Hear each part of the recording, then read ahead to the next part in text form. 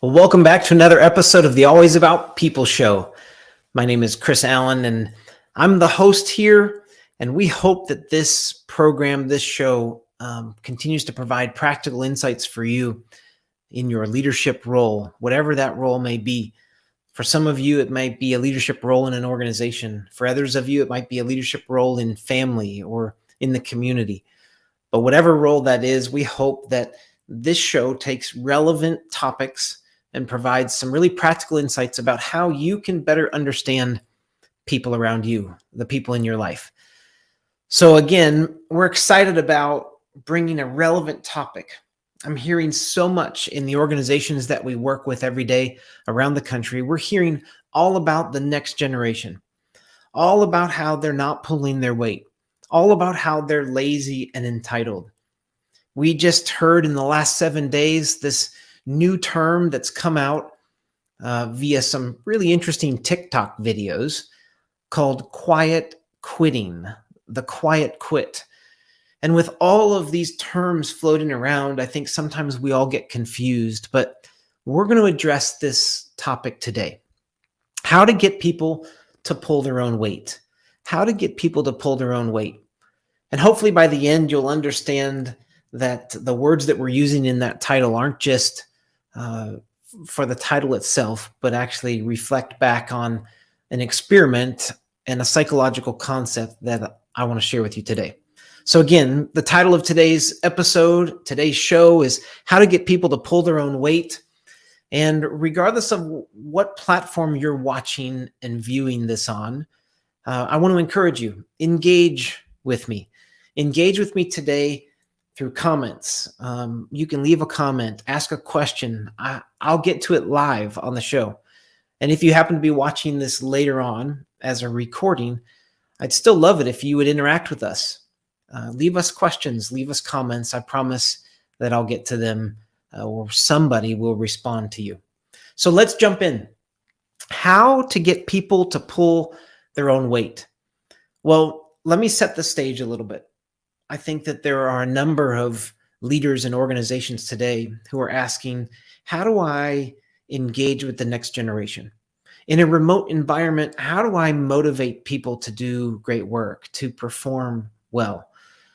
I'm noticing these trends of people being more lazy or people not wanting to actually be motivated to do great work, or people who have really put their own needs ahead of the organization. And I think while we say these things, we don't even really think about what we're saying. Because of course we want people to have some level of balance in their lives where maybe it's not perfectly balanced, but where people understand, gosh, there's a personal life and there's a work life. This recent term, quiet quitting, is really interesting to me because what it's referring to is that employees at the end of their workday are just kind of shutting down and they're quitting for the day, where maybe in the past, through the connection of our technology, we've been on all the time. And now maybe as a result of COVID, people are saying, hey, I don't want to be on all the time.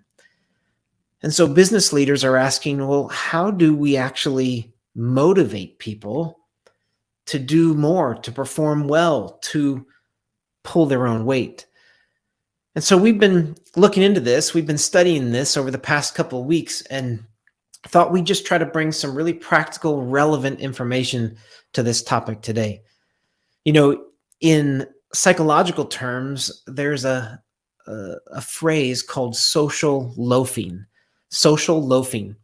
And really, it goes back to even the late 1970s, studied at Ohio State. There were some other people who did later studies. And it's this concept of when the team gets bigger, people actually stop pulling their own weight.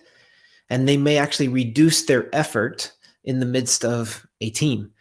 This actually goes even further back to the early 1900s. In 1913, a French agricultural engineer, and this is my favorite name, named Maximilian Ringelmann, which is now known as the Ringelmann effect. He did a study on individuals pulling, kind of like a tug of war, pulling a rope. And what he found in this study in 1913, again, now known as Ringelmann effect, is that the more people you add to the pulling of the rope, the less effort people actually give. So as compared to one individual who's pulling the rope at maximum effort, as you begin to add people to that rope, people decrease their effort. Now, we actually know a number of common examples of this. We've seen it in our own lives. We've seen it in school. We know this to be partially true, but nobody ever identifies themselves as an individual who is reducing their effort.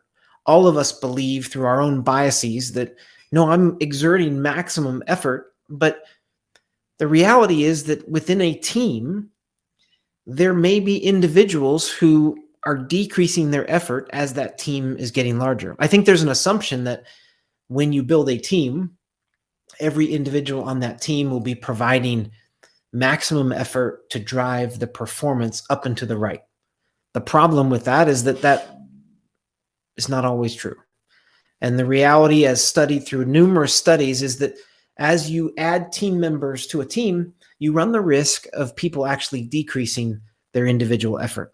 So just think about a couple of practical examples. Have you ever been to a concert at a public venue where somebody from stage has said, okay, everybody make some noise?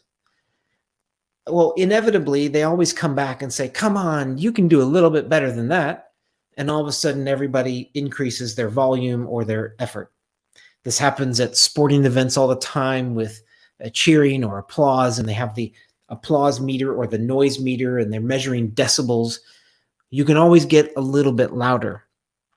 If you've ever been to a kids or a children's choir concert, or maybe it's just a preschool event, you'll notice that there are a couple of really passionate individuals who know all the words to the songs and tend to have the loudest voices.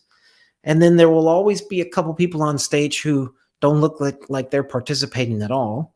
And then probably a handful of individuals who are just sort of going through, mumbling through the motions. They know that because of the two really passionate individuals, they might not need to know all the words to the songs. If you've ever driven by a road work project, you'll notice that many times there are individuals on large machines, and then maybe a couple individuals who just seem to be watching what's going on.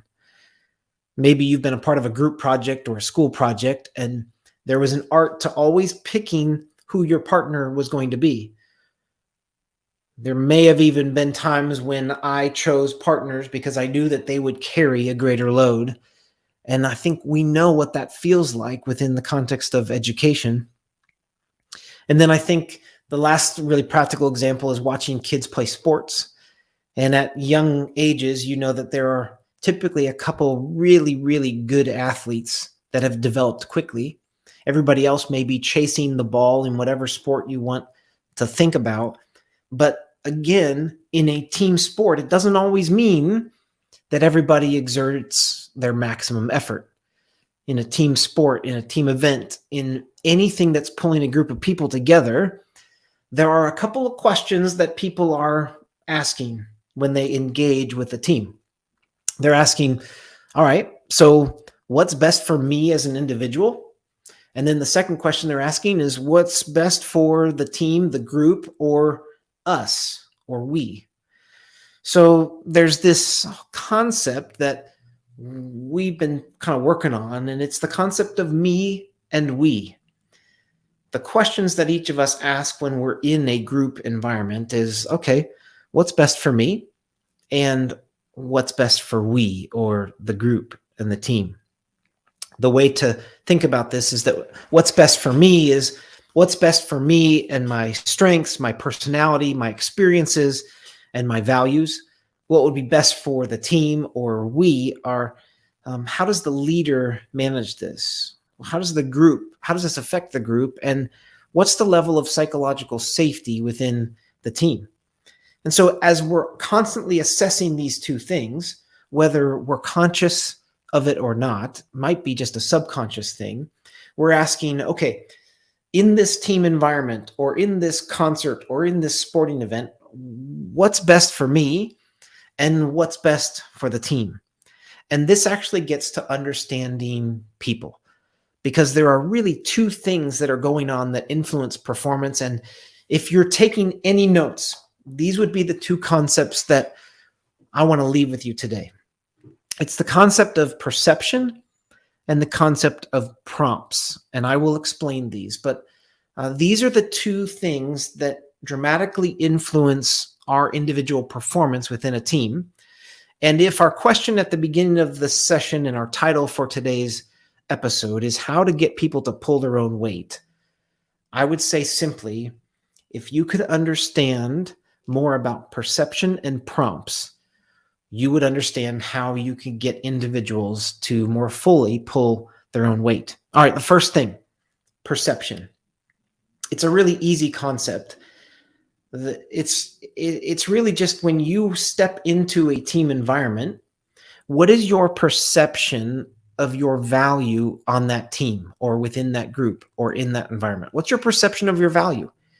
If you believe that really your value is pretty low and you're not going to add a ton of value to this team or to this group, and so-and-so is much more valuable and this individual has much more to give to this team, if that's my feeling and my perception of my value is fairly low, well, my effort will actually decrease.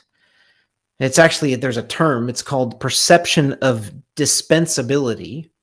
The perception of dispensability is, how dispensable am I? And so again, how to get people to pull their own weight? Well, we need to figure out how to give them a greater perception of their value within the team. And there are some really practical ways that we can do this. And so now I want to get highly practical. I want to give you just a few insights. If you're looking at your team today and you're saying, there are some individuals on my team who don't seem to be pulling their weight, I would just encourage you to dig into, what do you think their perception of their value on the team is? And now let me give you a few practical things to think through with that team. So really, it's about conveying value to each individual within the team. The first thing I would say is make sure you're looking for opportunities to praise specifically.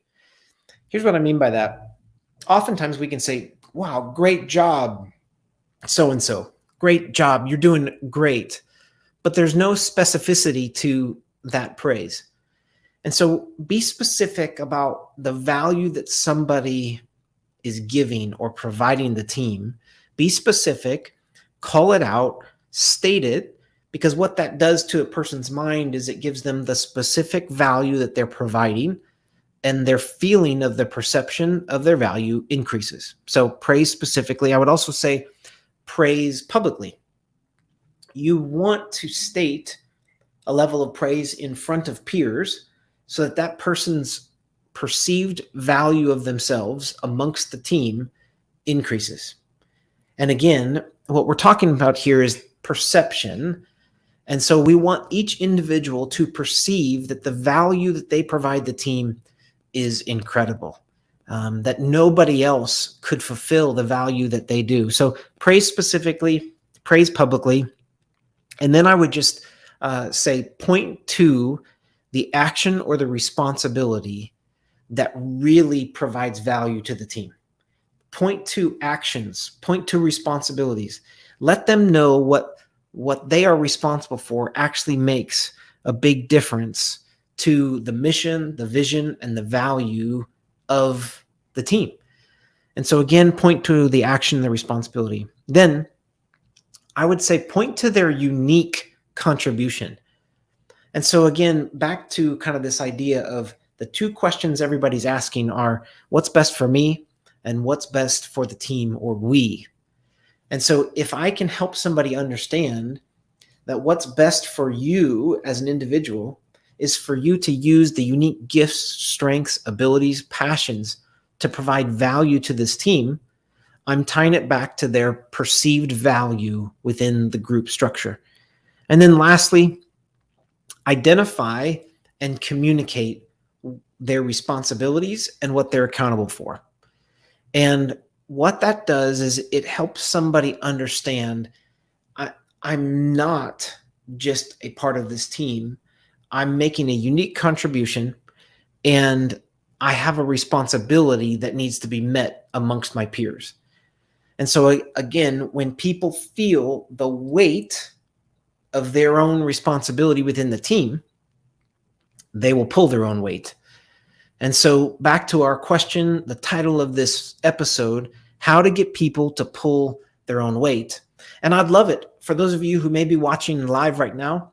I'd love it if you would share any personal examples or questions that you have about maybe examples on teams that you're a part of, or how we could help somebody perceive value. I've had a number of these conversations with organizations over the past few weeks, and I think it's a bigger problem than we might even be aware of. And I think it's leading to some of what we're seeing in the Great Resignation and this next generation being unsettled, and even our newest phrase, the quiet quitting that we're seeing across the workplace. Okay, so I gave you the concept of perception. Let me go to the second concept, which is that of prompts. PROMPTS, prompts. And it gets at individual motivation. How is each individual motivated, and what prompts their motivation? What do people actually care about? What do the individuals on your team care about? And how can we know what they care about? Well, there's no better way to find out what people care about than to actually spend time with them. And I know it's not a complicated thing, but the most practical tip I can give you is engage in conversation and spend time with the people on your team to begin to more fully understand them as individuals and what prompts them to pull their own weight. What actually motivates them?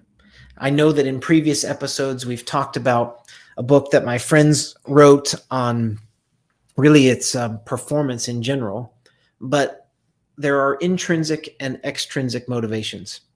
The intrinsic motivations of enjoyment of my work, a feeling of great purpose, and the potential for growth are intrinsic. They're related to the work itself, and they're related to my identity.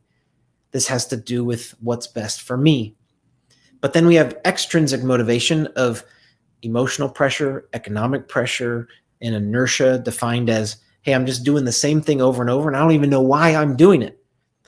But those would be the motivations. And so how do we take the time to begin to understand the individual motivations of the people on our team so that we can actually prompt their motivations? A lot of that happens through one-on-ones. And so I would just say to the leaders on the call, if you're not having regular one-on-one conversations with your team, start there. And we'd be happy to provide resources for that, outlines for that, and agendas. Kathy Baker's just asked, what do you do if you have an individual who overestimates their value to the team, one who is not in the right seat and who is creating discord by entitlement? They may be in the right church, yet sitting on the wrong pew. Interesting. So I think that is such a great question, because on the flip side, it's an individual overestimating through probably their own bias, their value to the team. The first thing that I thought about, and this is just me kind of thinking on the fly, the first thing that I thought about was sometimes overestimation of value actually comes from a deep insecurity. And so the first thing that I would be doing is trying to figure out what the insecurity is that makes that individual feel like they have to overestimate or project their value as greater than that to the team.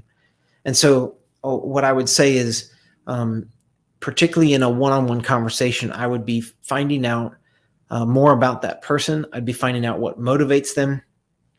I'd be finding out what they want in life. Where's their purpose? What are they trying to accomplish? And then I would dig into that individual's strengths. I would now dig into what is their perceived value on the team.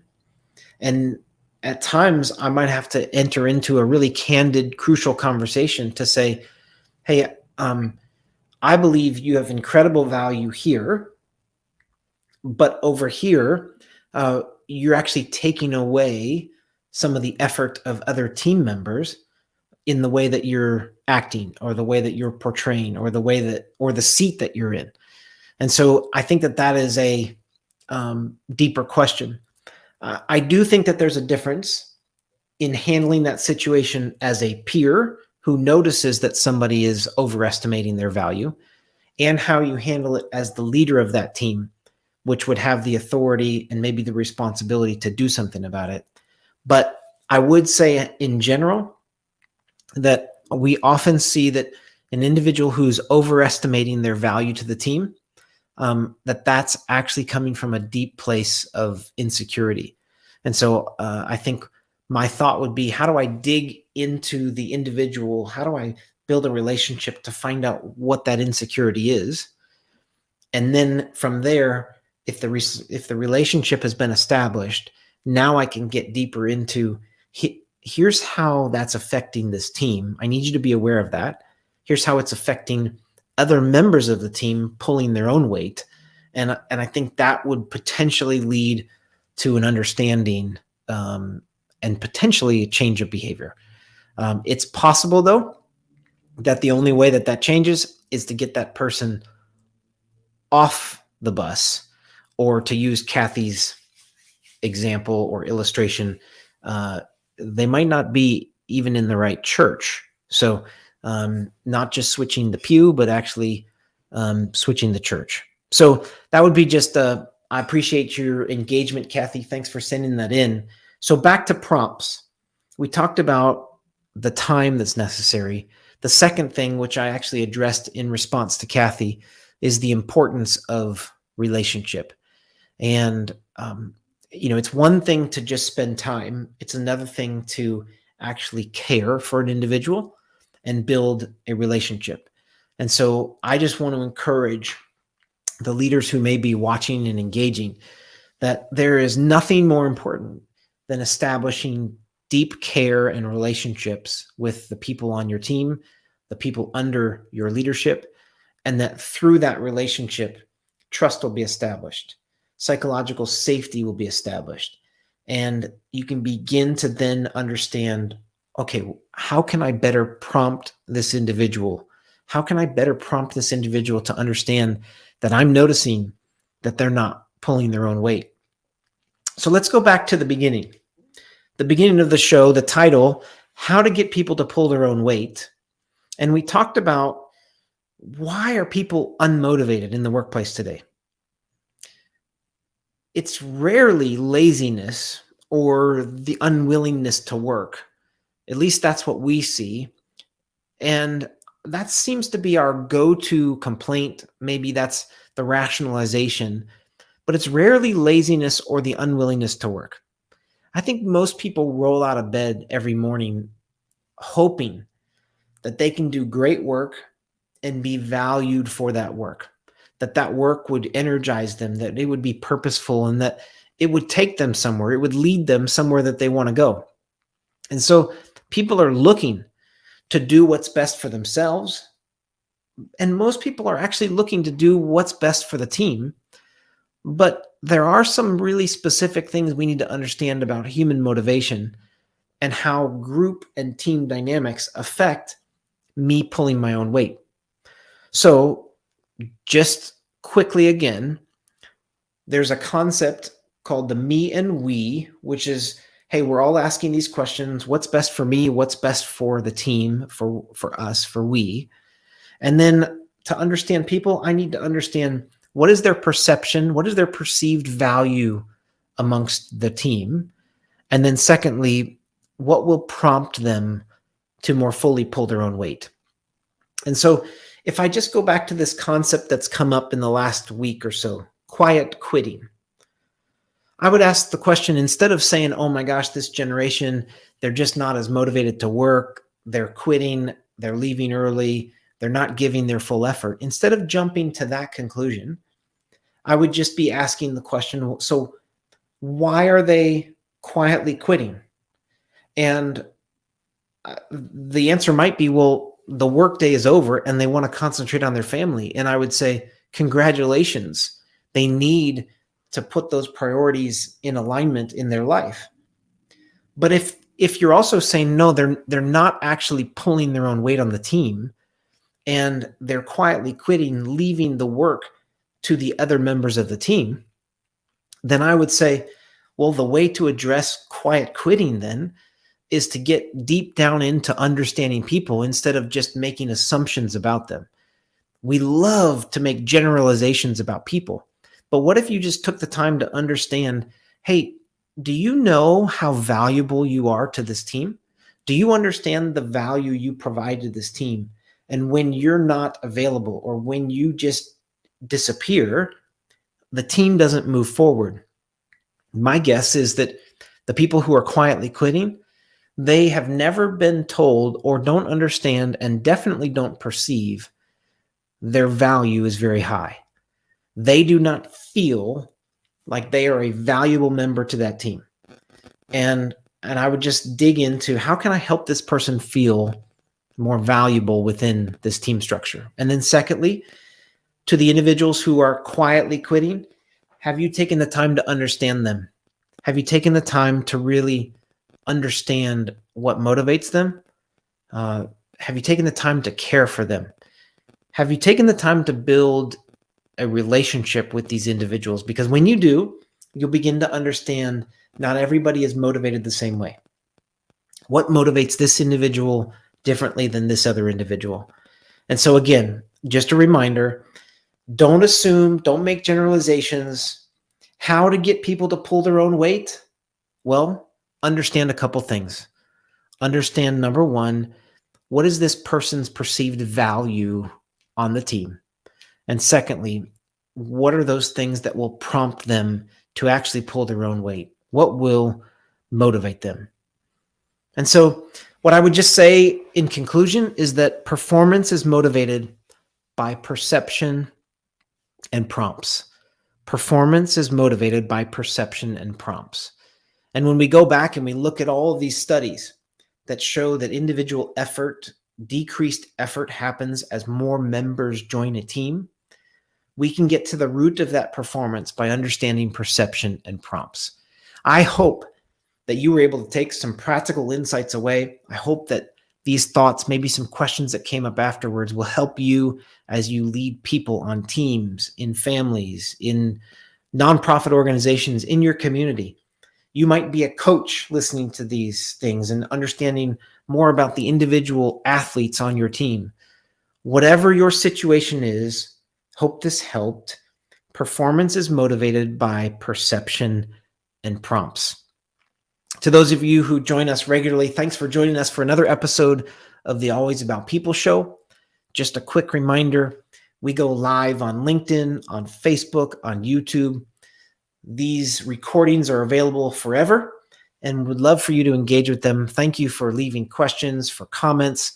We would love to continue to hear those and just appreciate you engaging with us today. Again, I just want to remind you, engage. I'd love for it to be more of a dialogue.